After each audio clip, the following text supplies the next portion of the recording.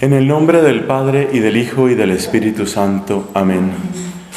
Dios te salve María, llena eres de gracia. El Señor es contigo. Bendita tú eres entre todas las mujeres, y bendito es el fruto de tu vientre, Jesús. Santa María, Madre de Dios, ruega por nosotros los pecadores, ahora y en la hora de nuestra muerte. Amén. En el nombre del Padre, y del Hijo, y del Espíritu Santo. Amén. Entramos al cuarto y último capítulo de la encíclica Lumen Fidei, promulgada por el Papa Francisco el 29 de junio del año 2013, en el curso del Año de la Fe, que fue propuesto, inaugurado por el Papa Benedicto, y que cubre desde el 11 de octubre de 2012, en el aniversario número 50 de la inauguración del Vaticano II, hasta el 24 de noviembre del 2013, Solemnidad de Cristo Rey. Lumen Fidei intenta destacar ese aspecto de luz que tiene la fe, en contra de lo que dice el racionalismo, que quiere admitir como única luz la razón o la ciencia, en contra de una postura subjetivista de tipo existencial, como la que podía tener un Pascal o el protestante Søren Kierkegaard, que ve la fe como una apuesta, pero una apuesta en la noche, una apuesta desde la ignorancia y por consiguiente un puro acto del sentimiento, de la voluntad. Esos son, como ya veíamos, esos son los adversarios, son los interlocutores a los que se quiere dar una respuesta. Y la respuesta que da esta encíclica es que la fe es luminosa.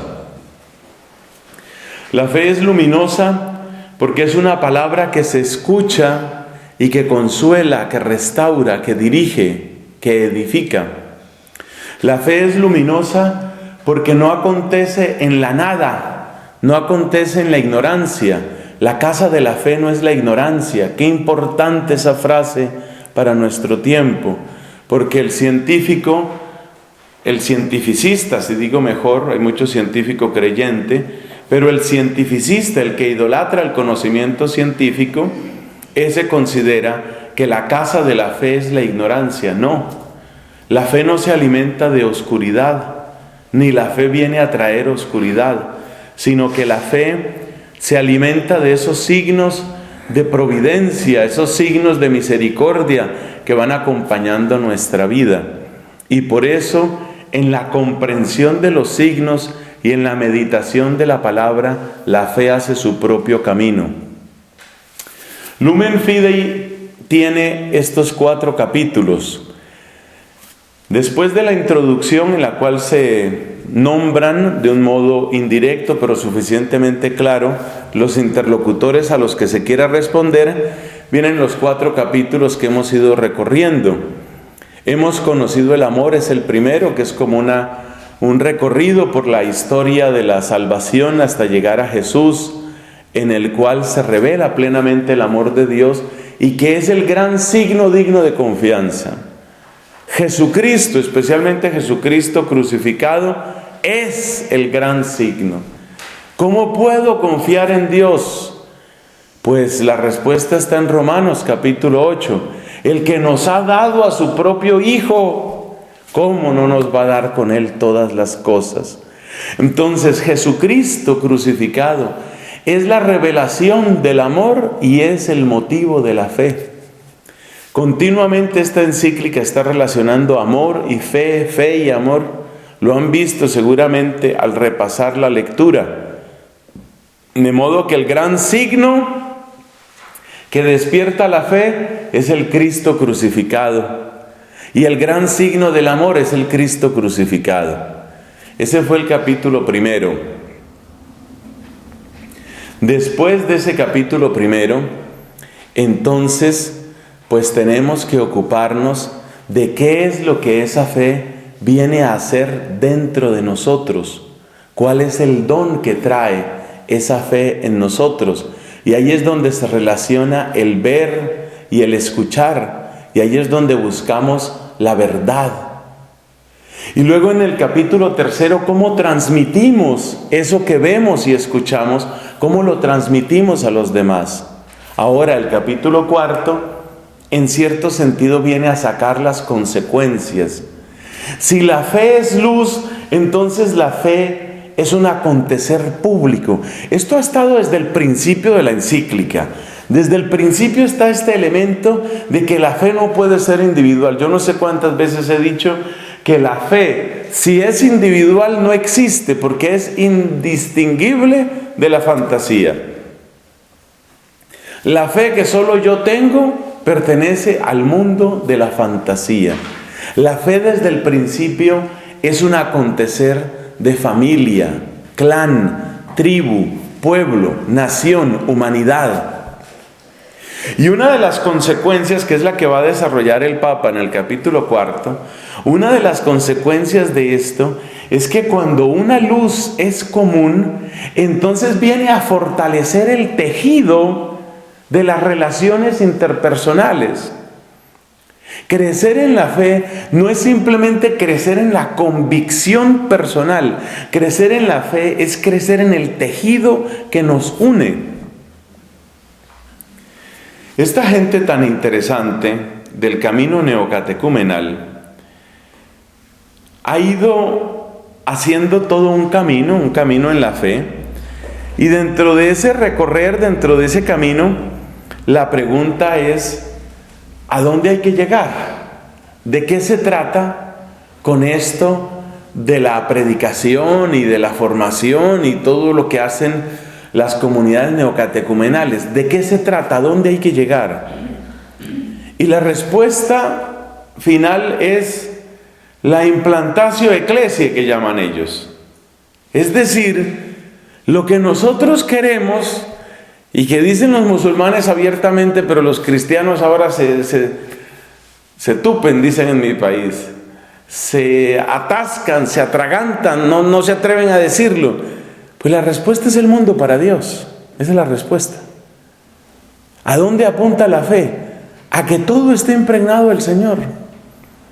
Uy, eso da un temor enorme decirlo en la Europa contemporánea. Ya quieres volver a la cristiandad, ya quieres volver al imperio carolingio, ya quieres devolverte al sacro imperio romano germánico, ya quisieras tú controlarlo todo y tenerlo en tu puño, porque para eso es para lo que sirve la iglesia, para tratar de controlarlo todo. Bueno, las críticas se multiplican, pero mire, piénsese lo que se piense, el capítulo 4 del Lumen Fidei lo que está proponiendo es eso. Lo que está proponiendo es cómo hacemos para que todo hable de este amor y para que todo irradie esta fe. Y todo es todo. Luego vamos a hacer este pequeño recorrido, que es el que propone el Papa en ese capítulo, pero de lo que se trata, para que nadie se llame a engaño, de lo que se trata es del mundo para Dios, de eso es de lo que se trata. Y es que no puede ser de otra manera, no puede ser de otra manera. La frase instaurare omnia in Cristo, establecer todas las cosas en Cristo, que la tomó como lema pontifical o pontificio San Pío X, esa frase no es de él, es de San Pablo. De lo que se trata es de eso. De lo que se trata es de que desde temprana edad los niños conozcan y amen a Jesús, y los jóvenes se apasionen por el proyecto de Jesús, y las familias se funden en Jesús. Y de lo que se trata es de que multitudes quieran consagrarse enteramente a su servicio y a la misión. Y de lo que se trata es de que los gobiernos respalden con su legislación los principios que son de ley natural y que predica la iglesia. De eso es de lo que se trata. Entonces, por eso repito, que nadie se llame a engaño. Lo que sucede es que con tanto palo que se le da a la iglesia con cada vez que abre la boca, entonces a veces las cosas se dicen así un poco diplomáticamente. Pero de lo que se trata el capítulo 4 es de instaurar todas las cosas en Cristo, porque la fe es una realidad pública. Fíjate que la dinámica de la secularización es recluir la fe en el ámbito privado. Tú, con tus creencias y tus rezos, a tu rincón. Tú, allá. Si tú quieres creer en el espagueti volador o quieres creer en la presencia de Cristo en la Eucaristía, problema tuyo. Pero la sociedad la vamos a organizar sin religión, la vamos a organizar sin Dios. Y resulta que, como han demostrado varios, entre los cuales hay un escritor español reciente, que es el padre José María Iraburu, que escribe mucho en infocatólica.com, como han demostrado muchos, cuando se quiere organizar una sociedad en la que la religión no sea protagonista, se organiza una sociedad en la que la religión es el enemigo. Y esta es una verdad amarga para muchísima gente. Esa idea de que se puede tener una sociedad laica, aconfesional, neutra frente a la religión, pues es una idea muy bonita para nuestra cabeza, pero es una idea que no funciona en la práctica. Porque resulta que la sociedad aconfesional queda en manos de los manipuladores de siempre. ¿Con cuáles estrategias? Las siguientes. Como el Estado es laico y no debe favorecer ninguna religión, entonces la religión no puede estar presente en aquellas funciones del Estado que son públicas, y esas son todas. Entonces se concibe, por ejemplo, que los soldados, como es tradicional en distintos ámbitos de la vida militar en España, ¿es concebible que los soldados estén llevando una cruz? No se puede. Los soldados no pueden llevar una cruz porque los soldados pertenecen a las fuerzas del Estado. Entonces, por consiguiente, el Estado no puede quedar asociado a la cruz. El presidente de gobierno puede asistir a una consagración del país al corazón de Jesús. Jamás. Porque el presidente es presidente de todos, y hay ateos, y hay musulmanes, y hay budistas, claro que son unas minorías, pero ahí es donde ser minoría se supone que importa muchísimo. Entonces, eso de que vamos a tener una sociedad laica que va a respetar a todos, termina convirtiéndose en vamos a tener una sociedad anticatólica que va a ofender a los creyentes. Y esto, repito, es amargo para mucha gente. Amargo, incluso para muchos católicos. Porque muchos católicos consideran que un equilibrio es que no se favorezca a nadie y que el Estado no se meta en cosas de religión. Pues resulta, mi querido amigo, que el Estado que no se mete en cosas de religión es el Estado que saca la religión. Porque entonces los soldados no pueden llevar una cruz, y resulta que hay procesiones donde es famoso, donde ha sido súper tradicional en España, los soldados llevan una cruz o llevan una imagen de la Virgen. No, quita eso. Eso no puede ser. Pueden celebrarse misas en los institutos, es decir, centros educativos del Estado. No se puede. ¿Por qué no se puede? Pues porque eso ofende. Entonces, con el cuento de que ofende, todo ofende. Entonces, un crucifijo en un salón de clase ofende. Esa es una ofensa, y el ateo tiene que sentir que su salón de clase es tan salón de clase como el salón de clase del católico. Entonces, realmente el capítulo bomba de profundidad es el capítulo 4. Porque la propuesta del capítulo 4 de Lumen Fidei es recordarnos que la lucha por la fe es la lucha para que se vea en todas partes el amor de Dios, para que se vea en todas partes lo que Dios ha hecho. Y eso va exactamente a 180 grados, en perfecta oposición, en colisión frontal con lo que quiere el mundo hoy. Exactamente en colisión frontal. Porque el mundo hoy quiere sacar del ámbito público a todo lo que sea religión. La religión tiene que quedar únicamente para el ámbito privado. Y en el ámbito privado, ¿cuál es el ámbito privado? Esa es una trampa asquerosa la que han hecho con lo del ámbito privado. Una iglesia, por ejemplo, un templo. A ver, ¿un templo es privado o es público? Pues se supone que un templo católico es el lugar donde se puede predicar la fe católica. Pues como dirían en inglés, not anymore. Ya no. No, señor. Resulta que el templo católico está clasificado como lugar público en algunas iglesias, en algunos países, por ejemplo ya en Escandinavia. Entonces, si tú dentro del templo católico vas a predicar, por ejemplo, que el matrimonio es entre hombre y mujer, estás ofendiendo a la comunidad gay. Pero es que es en el templo católico. Pero es que en el templo católico puede entrar cualquiera, porque es un lugar público. Entonces, conclusión, ya el templo tampoco es lugar donde se pueda predicar la fe. O sea, si te das cuenta para dónde va la secularización. Esto es para que, a ver si nos despejamos la cabeza y nos dejamos de ingenuidades. El proyecto de la secularización es matar por estrangulamiento, matar por asfixia la fe cristiana. Ese es el proyecto, no es otro. Y eso hay que tenerlo bien claro, para no jugar uno al tonto y para no ser idiota útil y para no creer. No, el proyecto de la secularización es: te voy a matar por estrangulamiento, te voy a matar por asfixia. ¿Y eso qué significa? Bueno, eso significa que tú no puedes predicar lo tuyo. Entonces, si una persona está predicando, está leyendo la carta esa de San Pablo, porque ahora el tema de moda pues es todo el asunto gay. Si una persona está leyendo el texto ese de San Pablo, ni los sodomitas, ni los afeminados, ni los no sé qué van a entrar al reino de los cielos. Si tú lees eso en una plaza como Trafalgar Square, allá en Londres, en la plaza de Trafalgar, si tú lees ese texto en público, te pueden meter a la cárcel. Tú no puedes leer eso en público.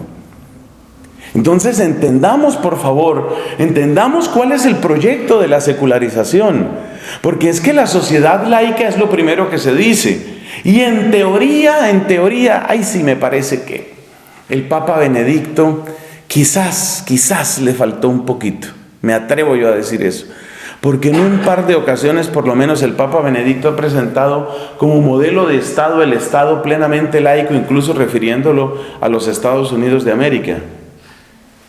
Con el debido respeto para su santidad, que tiene que saber todo lo que lo admiro y lo admiramos, eso en teoría podría ser.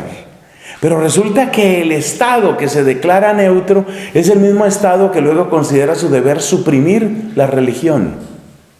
Porque resulta que la religión es religión de unos y no es religión de todos, entonces tenemos que hacerla desaparecer para todos. Los proyectos de ley que ya circulan en Francia para la educación de los niños en las escuelas públicas realmente es estrangulamiento total.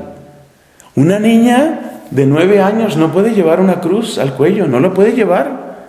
¿Qué haces tú con esa cruz? Estás ofendiendo a los musulmanes, estás ofendiendo a los ateos.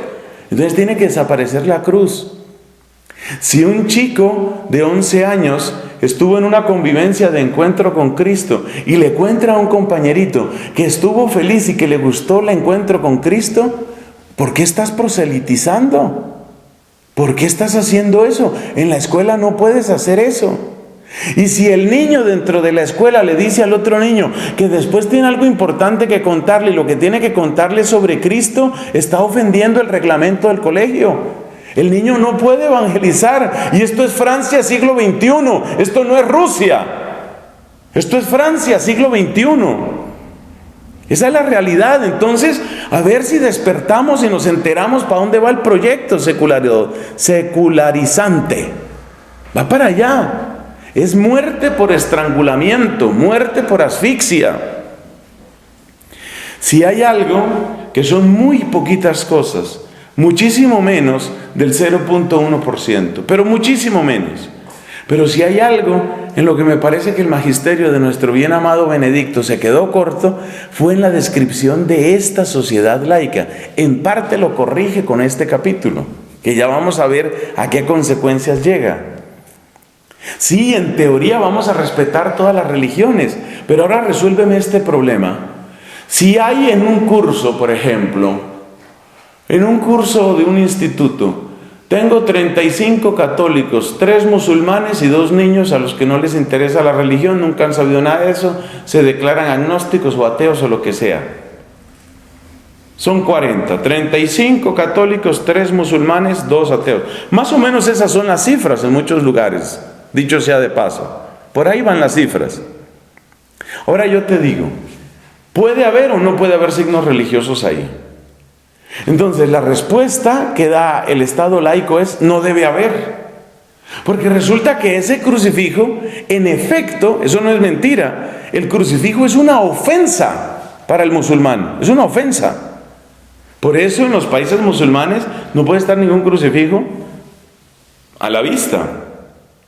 Y las pocas iglesias que dejan construir, las pocas iglesias no pueden tener ningún signo exterior. Porque para ellos la cruz es una ofensa. Porque la cruz está unida a la proclamación de Cristo como Salvador. Y eso va exactamente como una blasfemia en contra del Corán. Entonces ahora dime qué hacemos. ¿Dejamos al Cristo que ofende a los 3 niños? ¿O quitamos el Cristo para que no ofenda a nadie?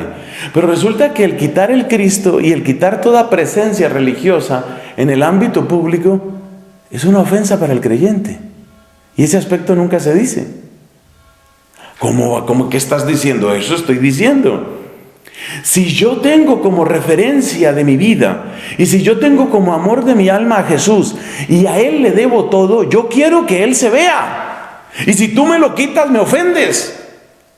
Demostración, porque esto resulta que suscita miradas de perplejidad y comentarios destemplados en muchas partes. Mira, te lo planteo de esta manera. Si yo entro a una oficina, y aquí está, cada uno tiene su cubículo, dicen en algunas partes, tiene pues su escritorio y tal. Y en el escritorio tuyo, el tuyo, pero donde todos podemos ver, tú tienes una foto de tu esposa, y yo te digo: mira, en esta foto no se permite, en esta oficina no se permite ninguna foto de mujeres. Quita esa foto. Es mi esposa, pues la quitas igual. Esa persona se siente ofendida. ¿Y por qué no puedo tener la foto del amor mío? Es mi amor, yo la amo, ¿por qué no la puedo tener aquí? Porque los demás la vemos, pues que la veáis, ahí está, es mi esposa. Pues no, la quitas porque en esta oficina no se permite ninguna foto de mujeres. Esa persona se siente ofendida. ¿Por qué? Porque ama. Otra cosa es que estemos en tan mala salud los cristianos, en unas partes más que en otras, que a la gente no le importe que le quiten las imágenes. Y sí le importa, Ya había un proyecto que me parece la cosa más demencial del mundo. Ya había un proyecto de quitar una gigantesca cruz que tienen por allá cerca de Murcia, donde suelo visitar. Ahí tienen una cruz gigantesca, y entonces ya había un proyecto de no sé qué, de estos de la izquierda, que hay que quitar esa cruz porque es una ofensa. Ahora la cruz, a todo el mundo le ofende la cruz. Pero resulta que esa cruz significa para mí el lugar donde Dios me ha mostrado todo su amor. Para mí esa cruz vale más que la cara de mi mamá. Para mí esa cruz vale más que la esposa si la tuviera. Para mí esa cruz vale más que mi hijo si lo tuviera. Esa cruz significa todo, es el gran recordatorio del amor. Si tú la quitas, me ofendes. Igual que si en la oficina quitas la foto de la esposa del que quiere tenerla ahí. Entonces, ¿te das cuenta por qué es una trampa esto de que vamos a tener una sociedad laica, neutra? No. Bueno, alguien podría decir: pues es que la religión no es un asunto exterior. La religión es un asunto que se lleva únicamente en el corazón. Ajá, se lleva en el corazón. Y ahora yo te digo una cosa: ¿y por qué hay unos valores que entonces sí pueden aparecer exteriormente y otros valores que no pueden aparecer exteriormente? Esa es una buena pregunta. Acuérdate lo que veíamos con respecto al capítulo 3. Todo amor crea una casa, ¿te acuerdas, no? Todo amor crea una casa. Entonces, si tú amas la democracia, tú quieres que se vea la democracia. Si tú amas la unidad del territorio español en las condiciones que tiene la Constitución, tú estás feliz con tu bandera, ¿no? Pero si tú no amas esa unidad, tú no levantas la bandera de España, tú levantas otras banderas, que en eso hay bastante experiencia, ¿no? En este país, bastante. Tú levantas otras banderas, tú no levantas la bandera española. ¿Por qué? porque no la amas, porque no significa nada para ti, porque no estás de acuerdo con lo que implica esa bandera. Entonces resulta que hay lugares en este país donde no se puede levantar, a menos que esperes una andanada de insultos, no puedes levantar la bandera española. Eso lo aprende uno muy pronto cuando pisa esta tierra. Aquí hay que saber que hay unas zonas donde no levantes tú la bandera de España y que no aparezca el escudo de la corona, no se te ocurra. ¿Por qué? Porque no se le ama. Bueno, y resulta que yo sí amo a España, entonces yo levanto mi bandera. Yo sí amo la cruz, yo levanto la cruz. Entonces fíjate que esa idea, por eso te digo que ahí es donde está menos del 0.1% de objeción al magisterio de Benedicto.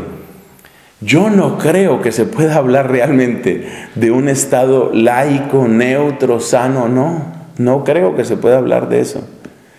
Yo creo que lo que se puede hablar es, nosotros queremos el mundo para Jesucristo. Nosotros queremos la presencia de Cristo en todo.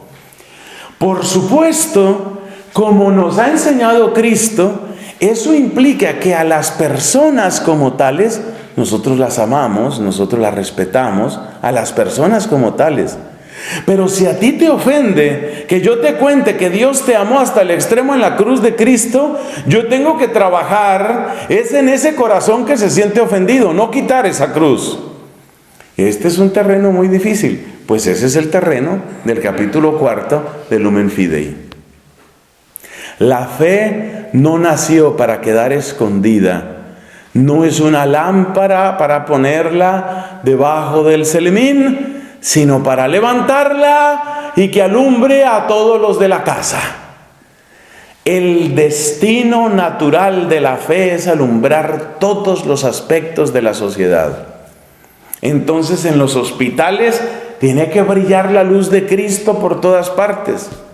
Nosotros no queremos, bueno, pues entonces esto es una batalla que nosotros debemos dar con las armas de Cristo, es decir, con la humildad, con la oración, con la caridad. Pero no me pidas que esté contento con eso. La ley española me puede obligar, como en una época obligó la ley mexicana, a que no se podían utilizar hábitos en las calles, hábitos religiosos en las calles. La ley me puede obligar, sí, me pueden obligar a quitar el Cristo de la oficina pública, me pueden obligar, pero no me pidas que esté contento con eso. Y no me pidas que deje de luchar para que eso vuelva a suceder, eso no me lo pidas. Tú me puedes obligar a mí, a base de cárcel y a base de economía y a base de todo tipo de presiones, tú me puedes obligar a esas cosas, a otras no me podrás obligar. Tal vez a esas cosas me puedes obligar, pero eso a lo que tú me quieres obligar, no pretendas que yo lo acepte de buena gana. Lo acepto renegando, lo acepto simplemente porque tú tienes la fuerza y lo acepto declarándolo un abuso y lo acepto mientras yo lo pueda cambiar y voy a tratar de cambiarlo. Esa tiene que ser la actitud del cristiano. Por eso dije desde el principio, Lumen Fidei es un llamado a la batalla, con todo ese lenguaje pues elegante, teológico, académico, pero es un lenguaje a la batalla. Quien dice que la fe es una ley pública está diciendo, la Iglesia Católica se sitúa en línea de colisión frontal con el proyecto de la secularización.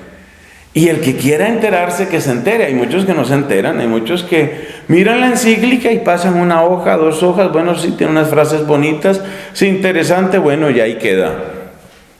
Y quedó resuelta la encíclica.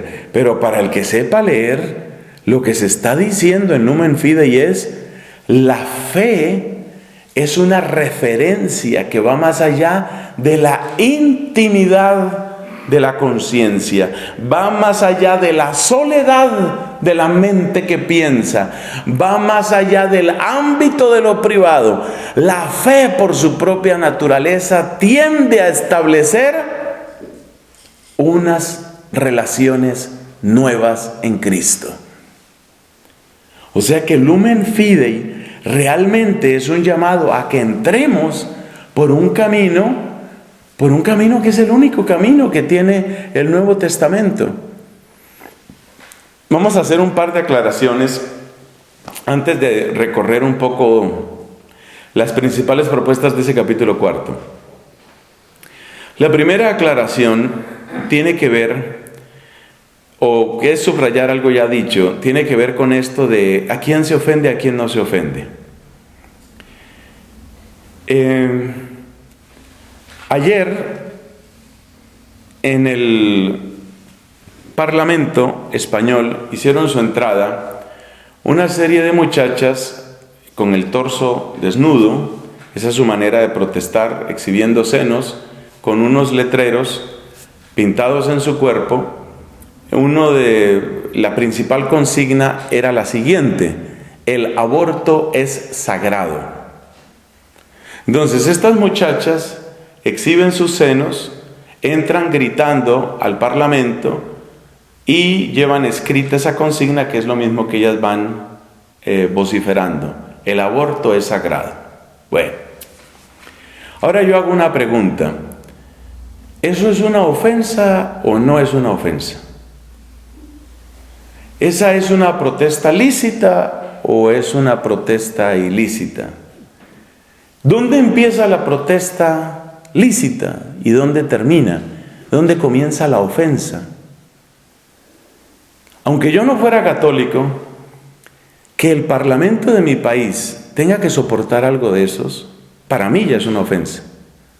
Aunque yo no creyera que el aborto es el peor de los crímenes quizás que se comete hoy en la humanidad, aunque yo no creyera, el hecho de que se establezca esa manera de protestar, para mí ya es una ofensa. Y estoy seguro que muchos que amen su país sienten lo mismo. Entonces, lo que quiero destacar, y esta es la primera aclaración, es que el término ofensa es un término completamente ideológico. Porque alguien dirá: esa no es una ofensa, esa es la manera de protestar de ellas. Entonces la jefe de ese grupo, que se llama Femen, la jefe de ese grupo, un grupo que fue fundado en Ucrania, un grupo medio anarquista, la jefe en España de ese grupo, porque eso es como una multinacional y tiene dependencias en varios países, y ya en España tiene un capítulo, la jefe de eso en España dijo: no, para nosotros no tiene nada que ver con erotismo, simplemente nuestros cuerpos son un objeto político, son una manera de hacer una protesta política. Eso dice esta muchacha. Entonces, lo primero que quiero aclarar es que el término ofensa es un término completamente subjetivo mientras no haya una luz pública. Si yo veo, como me pasó una vez por la calle, si por la calle un satánico me dice: cura, hijo de perra, yo le respondo con una bendición, el satánico va y me denuncia: el cura ese me ofendió. ¿Cómo se le ocurre trazarme la cruz a mí? Decirle hijo de perra, pues eso se le dice a cualquiera. Esa no es una ofensa. Pero que me trace la cruz a mí, está viendo que soy un satánico y me traza la cruz, es una ofensa. Entonces date cuenta que la palabra ofensa, cuando falta una luz pública, cuando faltan unos valores compartidos, entonces eso no tiene una definición. Y por consiguiente es algo completamente ideológico que depende ¿de qué? Depende de las modas, las tendencias, los gustos y las conveniencias. Entonces tal vez a alguno le conviene presentar las cosas en términos de que su gobierno es tan amplio, que las muchachas pueden entrar con pechos desnudos, sin permiso, gritando a una sesión del Parlamento y interrumpir a los diputados y qué bella es la democracia. ¿No te parece hermosa esa democracia de pechos al aire? Es una democracia que no tiene nada que ocultar. Entonces eso no es ofensa. Pero para otros, que salga el Santísimo por las calles, ¿por qué va a pasar el Santísimo por frente de mi casa? Si yo soy un ateo masón, satánico, que ya apostaté. ¿Por qué tiene que pasar el Santísimo frente a mi casa? ¿Por qué me ofenden así? La palabra ofensa es una palabra ideológica, o como dicen algunos en este país, arma arrojadiza, que cada uno la utiliza como le parece. Mientras no haya, y eso es lo que destaca el capítulo 4 Lumen Fidei, mientras no haya una luz que es luz para el conjunto, la palabra ofensa significa cualquier cosa. Resulta que en países musulmanes, especialmente en algunos sectores de Yemen y de otros países fundamentalistas, que yo me acerque a saludar a mi sobrina en público, le dé un abrazo, un beso en la mejilla, es una ofensa pública. Eso no se le hace a una mujer en público. Estoy ofendiendo la moral del lugar. La palabra ofensa es una palabra que no se debe recibir, porque la palabra ofensa depende de cuál es la luz que a ti te ilumina. Entonces, con la palabra ofensa se puede hacer cualquier cosa. Y yo me puedo declarar ofendidísimo. Ofendidísimo. Entonces, por ejemplo, a Benedicto varias veces lo maltrataron de ese modo. ¿Qué hace ese pederasta? Esa era la acusación. ¿Qué hace ese pederasta pisando tierra española? ¿Qué hace ese tipo aquí? O bueno, que aprovechen para meterlo a la cárcel. Ese tipo de insulto. Ese es el tipo de insulto. O sea que el hecho de que el Papa pise tierra española es una ofensa.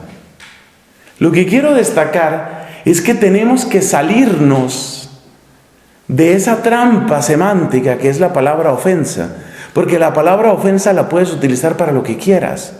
Todo aquello que esté en contra de los valores o sentimientos de alguien ya puede ser considerado ofensa, y tú puedes llamar ofensa a cualquier cosa. Cualquier cosa. Bueno, esa es una anotación que es importante para no dejarnos extorsionar, para no dejarnos presionar con la palabra ofensa, y qué es lo que ofende y qué es lo que no ofende. Y lo segundo que hay que anotar antes de avanzar en esto: cuando nosotros hablamos de que queremos el mundo para Cristo y queremos que los valores cristianos estén en toda la sociedad, debemos ser honestos y recordar que muchas veces se quiso lograr ese objetivo por medios no cristianos, y ahí es donde está el error. Querer el mundo para Cristo está bien, pero querer el mundo para Cristo violentando a otras personas a través del pillaje, a través de la agresión, a través de la violencia, a través incluso de la violación. Entonces no podemos olvidar que en esos siglos 11, 10, 11, 12, 13, pues hay una cosa que se llaman las cruzadas. Y aunque hubo algunas cosas buenas y rescatables en las cruzadas, y aunque hubo una motivación quizás razonable en algunas de las cruzadas, por ejemplo aquello de no permitir que los lugares santos, los lugares donde estuvo Cristo, fueran profanados, aunque eso es cierto, tenemos que admitir que la mayor parte de la metodología de las cruzadas fue un desastre. Un desastre, pero desastre no solo para los musulmanes. El recuerdo que dejaron las cruzadas en los ortodoxos fue espantoso. El peor saqueo, creo yo, el peor saqueo que se recuerda de la ciudad de Constantinopla, hoy Estambul, fue hecho por cruzados cristianos. Entonces vamos a rescatar el mundo para Cristo, gran cruz al pecho, gran estandarte de la cruz, y el abuso, las violaciones, el pillaje por delante. La imposición por la fuerza. Entonces debe tenerse en cuenta, apenas se dice que nosotros tenemos como propósito fundamental que el mundo sea para Jesús y que Él reine en cada aspecto de la sociedad, debe recordarse a renglón seguido que eso solo queremos lograrlo con las armas de Cristo. Solo con las armas de Cristo. Porque lamentablemente se han utilizado muchas otras armas. Y esa imposición de la religión como sistema, y esa imposición dogmática, y esa connivencia, esa asociación con los poderes civiles, ha dejado muchas veces a la iglesia por el suelo y ha dejado unas heridas profundísimas. Entonces, la ciudad que yo conozca, la ciudad donde más se nota lo bueno, lo regular y lo malo del patronato regio, que fue uno de los modos de alianza entre el poder civil y el poder eclesiástico en la época de la conquista y la colonia de América, y la colonización de América, la ciudad donde creo que más se destaca eso es Lima. Las construcciones. Ese convento, el de San Martín de Porres, eso no era un convento, eso era una ciudad. Es que son cuadras enteras y luego otras cuadras de para allá. Tanto que hubo un tiempo en el que los pocos frailes que estaban, porque no eran demasiados, materialmente no podían ni siquiera vigilar, ni siquiera cuidar parte del convento, y fue invadido. Y se lo tomaron unos cuantos y ese terreno se perdió. Pero es que es inmenso, son varias manzanas pegadas, el convento de los dominicos en Lima, y la construcción y la iglesia. Y ese es un convento. Ahora vete donde los franciscanos, después vete donde los jesuitas, después vete donde los agustinos, después donde los carmelitas, y después mira la catedral. Es que son unas cosas pero tan supremamente grandes, tan supremamente imponentes, que uno dice, esto jamás hubiera podido lograr de otra manera. Por supuesto, en aquella época, la corona española, pues puso de su bolsillo y de su dinero, una parte de ese dinero salía del mismo oro de América, todo hay que decirlo.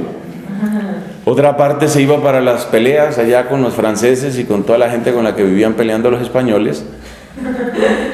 Pero lo cierto es que esas construcciones son magníficas, y la manera como fueron financiadas las comunidades religiosas.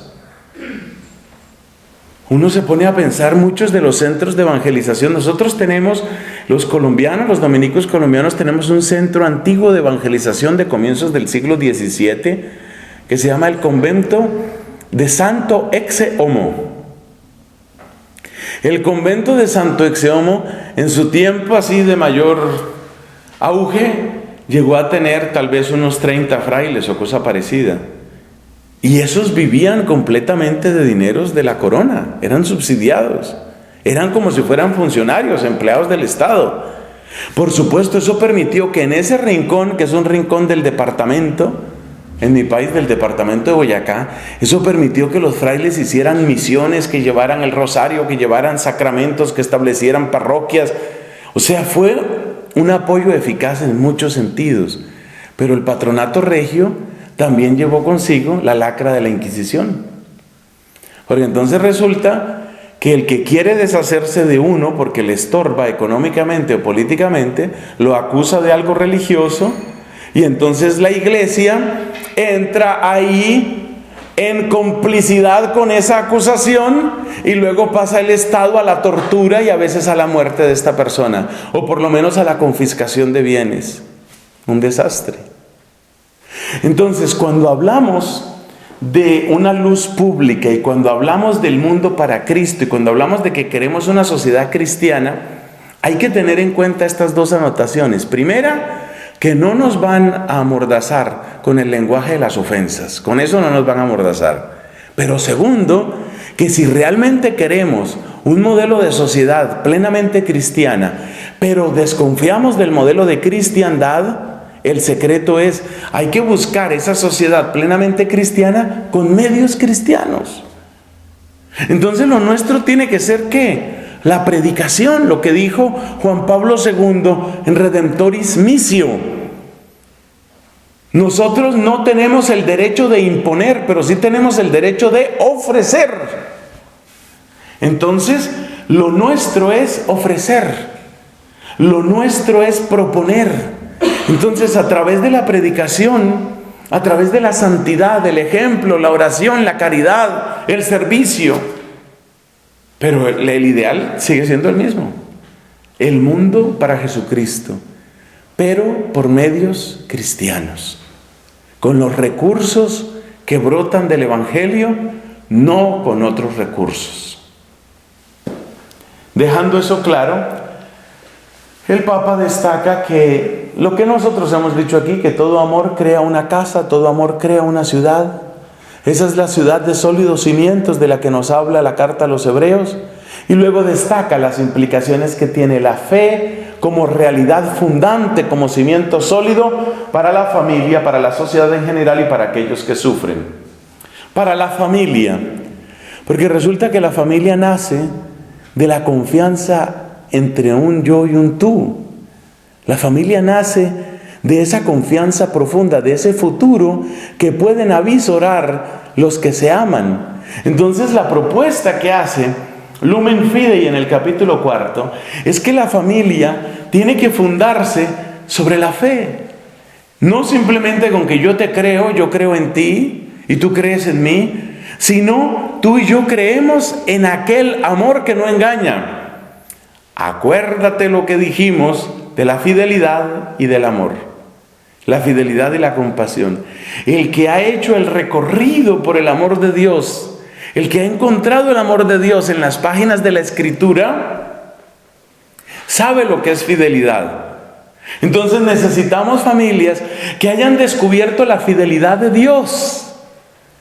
Ese hombre, ese varón que se va a casar y que ha descubierto la fidelidad de Dios, se une gozosamente a esa mujer que ha descubierto la fidelidad de Dios. Y entonces sobre la base mutua, sobre la base compartida del Dios que es fiel, ellos entenderán que en el momento de dificultad lo primero es volcarse al que es plenamente fiel. Lo primero es eso. Lo primero es irse hacia aquel que nos ha unido. Entonces, qué distinto es el matrimonio cuando únicamente se están mirando uno al otro. Antoine de Saint-Exupéry, el del Principito, tiene esa famosa frase: el amor no está en que se miren el uno al otro, sino en que miren los dos en la misma dirección. Y aquí completamos, el mirar en la misma dirección es mirar hacia ese Dios fiel, es sentirse amados por Él. Entonces eso evita que el hombre idolatre a la mujer, eso evita que la mujer idolatre al hombre. Entonces el hombre tiene que decir: me estoy casando con una mujer, no me estoy casando con una diosa. Y como es una mujer, y como reconozco que es un ser humano, entonces reconozco que está herida por el pecado original, reconozco que tiene limitaciones, reconozco que ella tiene que crecer en la fe, entonces reconozco que no la voy a tener perfecta y reconozco que yo tengo una tarea también para ayudarle a ella a crecer en lo que ella es. A su vez, ella mirará al hombre y sabrá que no se está casando con un Dios. Sabrá que ese hombre tiene sus defectos. Sabrá que a ese hombre pues es necesario ayudarle a crecer en su fe. Esa es la familia. Esa es la familia cristiana. Entonces, la confianza que tienen el uno en el otro, la confianza con la que se apoyan para mirar un futuro, esa confianza brota de la confianza que primero tienen ¿en quién? De la primera confianza que tienen en Dios. Puesto que Dios es de fiar y yo veo que te apoyas en Dios, eso me da una razón muy profunda para creer en ti. Puesto que Dios es de fiar y yo tengo mi vida entregada a Dios, eso te da una razón para que confíes en mí. Entonces, la familia recupera su solidez. Y esa familia así sólida, esa familia así fundada, esa es la familia que puede darle un piso suficientemente robusto, suficientemente firme a los hijos. Porque los hijos, como dijo hermosamente un psicólogo, no solo necesitan que los papás los amen, sino que los papás se amen. El hijo necesita ver eso. Mi papá ama a mi mamá, mi papá es capaz de perdonar a mi mamá cuando mamá comete un error, mamá es capaz de perdonar a papá, el perdón existe. Eso lo tienen que ver los hijos. Y renovando el amor de los esposos, y renovando el amor de los hijos, y renovando la convicción de los hijos, bueno, se renueva la sociedad. Entonces pasamos al siguiente punto. Entonces la fe mira a la renovación de la sociedad entera. Es muy interesante ver que los valores no solamente forman una escalera en la cual hay primero, segundo, tercero, sino que verdaderamente forman una especie de edificio donde unas cosas soportan las otras. Y donde falta la luz de la fe, falta el cimiento para eso. Acuérdate que dijimos que las únicas verdades en las que suele creer nuestra sociedad actual son las verdades científico-tecnológicas y las verdades subjetivas. Es decir, mi verdad es esta. Mi verdad es que yo suelto mis tacos cuando a mí me parezca. Esa es mi verdad. Mi verdad es que me fascina la marihuana. Esa es mi verdad. Mi verdad es que yo nunca seré feliz si no tengo 2 mujeres. Esa es mi verdad. Entonces el mundo funciona únicamente, o quiere funcionar únicamente, con la verdad tecnológica y con la verdad subjetiva, pero ninguna de las dos le da un piso a los valores. Entonces la sociedad occidental está viviendo de la renta pasada, está viviendo de lo que queda. Y a medida que se va comiendo ese capital de valores, que finalmente fue el capital que creó la predicación cristiana y la santidad cristiana, a medida que se va tragando ese capital, la mente se va oscureciendo, porque cada vez que un apetito entra en conflicto con un valor, yo tengo que preguntarme, ¿por qué tengo yo que abstenerme de? Y resulta que cada vez es más difícil resolver problemas realmente arduos y en buena parte repulsivos. ¿Cómo se dirá eso? Mira este caso. Resulta que una persona tiene una cierta obsesión por comer carne humana. Tiene esa característica, tiene una obsesión por comer carne humana. Es decir, tiene una tendencia caníbal. Y resulta que se encuentra en internet con otro que tiene una obsesión, y es la obsesión de sufrir y que lo maten y que se lo coman. Entonces se encontraron los dos en internet. Esto parece una historia hecha, ¿no? Esta es una realidad trágica. El caníbal existe en Alemania. Y entonces este señor, el uno o el otro dijo, yo quisiera comerme literalmente a alguien, y el otro dice, pues yo quiero que me coman. Entonces se encontró y entonces este lo mató y entonces se lo comió. Entonces guardó unos pedazos. Sí, yo sé que esto da asco, pero ¿qué hacemos? Este es el problema. Y entonces el problema no es que lo mató, ni el problema es que se lo comió, ni el problema es que quedaron unos pedazos en la nevera. No, el problema no es ese. El problema es, ahora, ¿cómo demuestras que eso está mal? ¿Y sabes por qué es difícil demostrarlo? Porque resulta que ambos eran adultos. ¿Y qué me puede impedir a mí que yo me suicide? Y yo me quiero suicidar sufriendo porque tengo esa perversión que se llama masoquismo, que a mí no me parece una perversión, sino que a mí me parece que eso es divertido. A mí me gusta que me torturen, me gusta que me amarren, me gusta que me azoten, y eso me produce placer. Y soy un adulto y esa es mi vida. ¿Y tú por qué te metes con mi vida? Es mi cuerpo, yo veré lo que hago. Y el otro dice, bueno, ¿y cuál es el problema vuestro? Este señor está feliz con que yo lo mate, y bueno, pues yo no lo voy a matar, sino yo voy a dejar que se muera despacito y luego me lo voy a comer. ¿Cuál es el problema con eso? Y para gran sorpresa de mucha gente, no se termina de encontrar una argumentación. ¿Eso qué significa? Que cuando desaparece el valor de la vida humana y entra en conflicto un apetito con un valor, no tienes manera de decir. A ver, los ejemplos que tengo que dar son horribles, pero es para que se vea lo que está pasando. Porque es que si no nos damos cuenta de lo que está pasando, no nos damos cuenta por qué se necesita el mundo para Cristo. No nos damos cuenta de por qué se necesita eso. Entonces, en un parque, esto ya es común en muchos parques, sobre todo en Escandinavia, en Holanda, que son tierras de gran degeneración en muchos aspectos. Entonces, en un parque, una pareja, pues tanto se acarician y se besan que están excitados, entonces se ponen ahí a tener sexo en el parque. Y alguien dice, bueno, pero esto aquí ¿qué? No, pues es normal. Es que el sexo es natural. Sexo es una cosa natural. Tú ves el sexo en los caballos, ves el sexo en las gallinas, ves el sexo en los gorilas. ¿Qué tiene de particular? Pero es que yo no quiero que mis hijos, mira, pues tus hijos, pues no lleva a tus hijos para otra parte. Pero si esos quieren tener sexo, que tengan sexo. ¿Y dónde está lo malo? ¿Sí ves? Cuando entra en conflicto un apetito con un valor, si no hay un cimiento, si no hay una claridad, la gente no termina de ver qué hay de malo. Y llega un momento en el que se oscurece tanto la conciencia que las personas dicen, pero es que eres tú el que todo lo ves malo. Eres tú el que todo lo ves malo. Y mucha gente no termina de enterarse qué hay de malo en que la gente se quiera.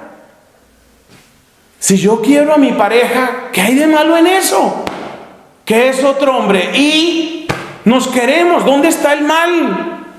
Vayan y persigan a los inquisidores y a los torturadores y a los pederastas, iglesia de degenerados.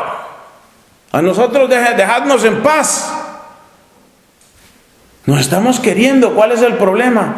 Oye, y ya la gente no tiene capacidad. Y se quedan así como, ¿verdad? Pues sí, ¿no? Pero entonces luego viene el otro paso. Bueno, resulta que nosotros tres nos queremos casar. Somos adultos. A ver, somos dos mujeres. Ambas somos bisexuales. Nos queremos casar con este hombre y parece que lo vamos a pasar pipa. ¿Y cuál es el problema? Somos adultos, y con el cuento de que adultos significa que nadie se puede meter en la vida privada. Entonces el siguiente paso son los matrimonios llamados pluriamorosos. Ese es el siguiente paso, después del matrimonio homosexual. Es que esto no para. Y eso es lo que no se han enterado un poco de católicos que creen en su infinita ingenuidad. Creen que el problema del matrimonio gay es, bueno, dejad que esas parejas hagan lo que quieran. No. Y que esas parejas hagan lo que quieran es que te afectan todo el sistema educativo, porque entonces resulta que los niños no pueden crecer en la homofobia. Y para que el niño no crezca en la homofobia, tiene que crecer en la aceptación de toda homosexualidad. ¿Y cómo se argumenta eso? ¿Y qué se hace para argumentar eso? ¿Qué se hace con eso? Bueno, vamos a admitir el aborto, porque el aborto es un derecho de la mujer, dice la sociedad esta. Bueno, pero el aborto produce unos desechos, ¿no? Desechos, imagínate, desechos. Y esos desechos son material orgánico interesante. ¿Y yo por qué no puedo utilizar los embriones y fetos de desecho de los abortuarios, abortuarios como que se dice? ¿Yo por qué no puedo utilizar? Yo me voy a las clínicas, que no son clínicas sino abortuarios, yo me voy a los abortuarios y que me den esos desechos y yo aprovecho esos desechos. Entonces resulta que parece que hay empresas que están utilizando desechos de fetos abortados para hacer, por ejemplo, cremas y maquillaje y cosas de esas. Entonces, ¿cuál es el problema? Lo iban a votar de todas maneras. Ya está aprobada la ley. Por consiguiente, es material de desecho. Pues que me den ese material de desecho a mí, como el que recoge las sobras de un restaurante. Y la gente se rasca la cabeza y dice, pues como un poco raro, pero bueno. Pero bueno es que estamos admitiendo todo. Pero bueno es que esto no tiene freno. Pero bueno es que esto no para en ninguna parte. No hay mayor diferencia con el método nazi. No hay mayor diferencia. Después de que ya habían matado a millones de seres humanos, se le ocurrió a uno de estos y dijo, oye, pero si la grasa humana es buenísima para hacer jabón, ¿qué hacemos nosotros matando a estos seres humanos y desperdiciando ese material? Y entonces hubo una cantidad de jabones que se hicieron con grasa humana en la época de los nazis. Ahora dime tú, ¿cuál es la diferencia entre eso y los cosméticos hechos con restos de abortuarios? Eso no tiene freno. A ver, ¿cómo lo digo más claro? No tiene freno. Entonces la gente cree que no, que esto va a parar esto no va a parar en ninguna parte. Esto no para, si no lo paramos, no para. Entonces, por eso el grito desgarrado del Papa Francisco cuando dice a los laicos católicos, tenéis que entrar en política. Porque si no entran unos cuantos que estén dispuestos a dar la pelea por estos temas, pues los diputados, que en su mayoría son unos desgraciados, porque lo único que les interesa es mantener su puesto como sea, votando lo que sea y aprobando lo que sea, Pues esos diputados, os acordaréis de mí y ojalá nunca suceda. En 10 años, en 15 años, bueno, vamos a aprobar matrimonios poliamorosos. Y luego, cuidado si la iglesia no admite la adopción de niños por esos matrimonios. Esto no para en ninguna parte, esto no tiene freno. El mal no tiene freno, no se frena por sí mismo. El mal hay que frenarlo. Entonces ahí entiende uno para qué sirve la oración, para qué sirve la penitencia, por qué se necesita la predicación, por qué se necesita establecer una sociedad de otra manera. Eso no se frena solo, eso no para solo. Entonces, ¿qué hay que hacer? Hay que reconstruir el tejido social desde la familia y desde la juventud y desde la pureza y desde la oración. Es que no hay otro camino. Bueno, ¿y cuál era el mundo cuando empezó la predicación del Evangelio? ¿Cuál era? Era ese. ¿Para qué era la carne humana? Para divertirse. Para divertirse. Entonces, ¿qué tipo de diversiones tenían esos romanos? Por ejemplo, ver cómo una muchacha se le pone a enfrentarse a una pantera y ella entra en pánico y se orina delante de todos, y eso da mucha risa. Mira lo asustada que está la pobrecilla, y luego que llegue la pantera y que la despedace y que salgan pedazos de carne humana. Esa era la diversión. Ya no estamos tan lejos de eso. Ese fue el mundo a donde llegó el Evangelio. Pues entonces, ¿qué toca hacer? Predicar, volver a hacer la tarea. Esto no para. El mal no para, eso es así. Y la vida humana era un deporte. Es decir, destrozar vidas humanas era un deporte. Una multitud esperando a ver cómo suena el crujir de los dientes de la fiera en el momento en el que le rompe el cráneo y saltan los sesos de la persona. ¿Tengo que decirlo más claro? Pues esa era la diversión de ellos. De eso se gozaban. Entonces, el mal no tiene freno. ¿Y por qué no estamos en ese punto? Porque la gente todavía tiene algo, todavía le queda algo. Pero ese algo se va acabando. Ese algo se va acabando. Es como el que tiene una herencia, pero se la está comiendo poco a poco. Se la va comiendo. Y finalmente todo se compra y finalmente todo se vende. Así de sencillo.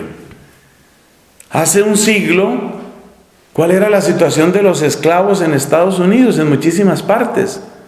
Era una cosa repugnante. Yo ya no voy a dar más ejemplos porque ya veo bastantes caras de asco. Yo no voy a dar más ejemplos, pero eso era así, exactamente, así. Y los esclavos eran para divertirse, así como se oye. Y entonces el dueño le gustó tal o cual esclava y esa es mía, pero esa esclava tenía esposo y el esposo se opone, pues a ti te voy a dar una paliza para que aprendas a respetar a tu amo. Y paliza es con tortura y con todo lo demás. La carne humana como objeto de diversión y como objeto de crueldad, eso no tiene freno, eso no tiene fondo. Lo único que queda es ¿qué? Conversión, oración, penitencia. Y a quien tengan que hablar, los que tienen que hablar, hay que predicar esto, reconstruir la sociedad desde abajo, hasta que logremos superar toda esta ola. ¿Cuántos católicos conformistas me he encontrado yo? Sobre todo, y me perdonaréis, sobre todo en Europa. La gente está convencida de que las instituciones todavía resisten. La gente está convencida de que, bueno, ya con que se apruebe esto, bueno, ya con eso se calma. No. El mal es un perro rabioso que cuanto más carne le echas, más ganas y más hambre le da. Entonces, cada cosa que va mordiendo es así. ¿Cuántas veces en tu vida habías oído tú la frase realmente demoníaca, el aborto es sagrado? Yo creo que no la habías oído, yo no la había oído nunca. Entonces, si te das cuenta cómo va esto, primero hay que permitir el aborto. Luego el aborto es un derecho. Luego el Estado tiene que pagar el aborto. Luego tiene que ser gratuito y accesible a todos. Y luego es sagrado. ¿Te das cuenta? Si sigues la línea, si la estás siguiendo, si te das cuenta para dónde va esto. Uno tiene que entender que eso no frena solo. Eso no para solo. Y de ahí sigue. Todavía más dramático que sean mujeres. Mujeres, es que no tienen útero esas mujeres, es que no tienen ni una brizna de maternidad. Pues parece que no. Parece que están tan absolutamente poseídas por una ideología o por el demonio. Parece que están tan absolutamente posesas que no les brota absolutamente ninguna maternidad.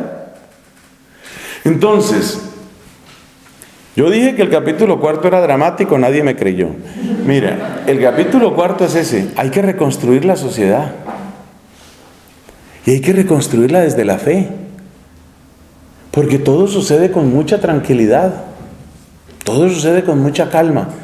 Y con mucha calma y en gran silencio salen los restos de los fetos. Y con mucha calma se echan en sus bolsas, y con mucha calma se hacen los cosméticos, y con mucha tranquilidad se compran los cosméticos, y luego la gente va a un taita de feto. Con mucha calma y con mucha tranquilidad. Entonces hay que romper la calma, hay que romper la tranquilidad. La luz es fe, especialmente para los que sufren. Aquí entra de un modo particular el mensaje del Papa Francisco.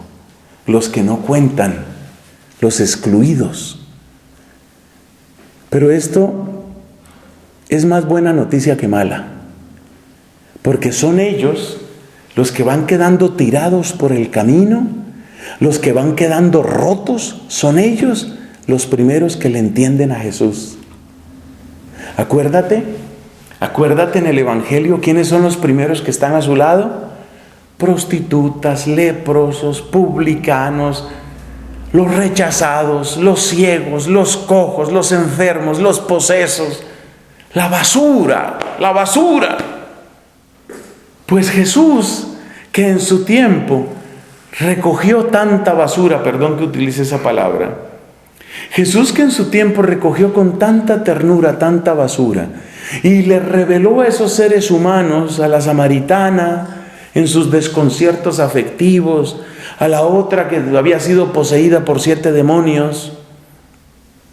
Yo digo, ¿qué tal que una de estas pobres mujeres de Femen, las del grito del aborto es sagrado, qué tal que una de ellas se encuentre con Jesús? ¿Qué tal esa maravilla? No será menos que lo que cuenta el Evangelio. La Magdalena poseída por 7 demonios. ¿Qué tal que una de estas mujeres se encuentre con Jesús? ¿Te imaginas el gozo que tendrá ese corazón de niña y de mujer de poder encontrar ese amor? ¿Y te imaginas la fiesta que habrá en el cielo? Eso es lo que trae la fe. Entonces nos da, y esta es la última pista, nos da una pista muy segura el Papa. Nos dice, la reconstrucción de la sociedad, antes de empezar por los grandes centros de poder, tiene que mirar aquí. Entonces el camino de la evangelización es el camino de volver la mirada a lo que el Papa Francisco llama las periferias existenciales. Mirar a los que no cuentan, mirar a los que han quedado tirados por el camino. Esa misma persona que en su momento dijo, sí, el aborto y mi cuerpo es mío, yo dispongo de mi cuerpo, no sé qué, y aborta. Y luego le queda una herida terrible, una herida que nadie le sana. Esa nos interesa, esa mujer nos interesa. Ya el mundo le hizo un daño salvaje, ahora que se ha convertido en un desecho su corazón, ese corazón nos interesa. Ese es el mensaje del Lumen Fidei. Los corazones que en primer lugar se abrirán a la fe son los corazones que han pasado por la trituradora, son los corazones que no cuentan, son los corazones desechados. No aspiremos a un gran cambio de la sociedad yéndonos a la Moncloa y diciendo, bueno, aquí cambian todo. No, así no va a suceder. Hay que empezar por estos, por los que sufren en su cuerpo y en su alma, por los que tienen el corazón deshecho, por aquellos que escucharon las falsas promesas del falso profeta del que habla el Apocalipsis, por aquellos que escucharon esas falsas promesas, por esos que entregaron su corazón al enemigo, por esos hay que empezar. Es por ahí por donde hay que empezar. La encíclica culmina con una oración a la Virgen Santísima. Hagamos nuestra esa oración y con eso terminamos estas reflexiones. Es una batalla, ¿no? Es una batalla brava, una batalla que no es menor que lo que se vivió en estas tierras de Castilla. Yo me acuerdo cuando me hablaron de Santo Domingo en el noviciado, nos destacaban mucho la tierra de Castilla y decían, bueno, Castilla fue escenario de la lucha por la fe, porque aquí estaba la línea, ¿no? Que a veces se movía más para el sur, porque lográbamos empujar un poquito a los moros, a veces un poquito más para el norte, pero esta fue tierra de combate. Entonces yo espero que de nuevo en Castilla y en muchas otras fronteras de la Iglesia podamos entender el mensaje profundo del Lumen Fidei. Madre, ayuda a nuestra fe. Abre nuestro oído a la palabra para que reconozcamos la voz de Dios y su llamada. Aviva en nosotros el deseo de seguir sus pasos, saliendo de nuestra tierra y confiando en su promesa. Ayúdanos a dejarnos tocar por su amor, para que podamos tocarlo en la fe. Ayúdanos a fiarnos plenamente de Él, a creer en su amor, sobre todo en los momentos de tribulación y de cruz, cuando nuestra fe es llamada a crecer y a madurar. Siembra en nuestra fe la alegría del resucitado. Recuérdanos que quien cree nunca está solo. Enséñanos a mirar con los ojos de Jesús, para que Él sea la luz en nuestro camino, y que esta luz de la fe crezca continuamente en nosotros, hasta que llegue el día sin ocaso, que es el mismo Cristo, tu Hijo, nuestro Señor. Amén. Dios te salve María, llena eres de gracia, el Señor es contigo. Bendita tú eres entre todas las mujeres, bendito es el fruto de tu vientre, Jesús. Santa María, Madre de Dios, ruega por nosotros pecadores, ahora y en la hora de nuestra muerte. Amén. El Señor nos bendiga en el nombre del Padre, del Hijo y del Espíritu Santo. Amén.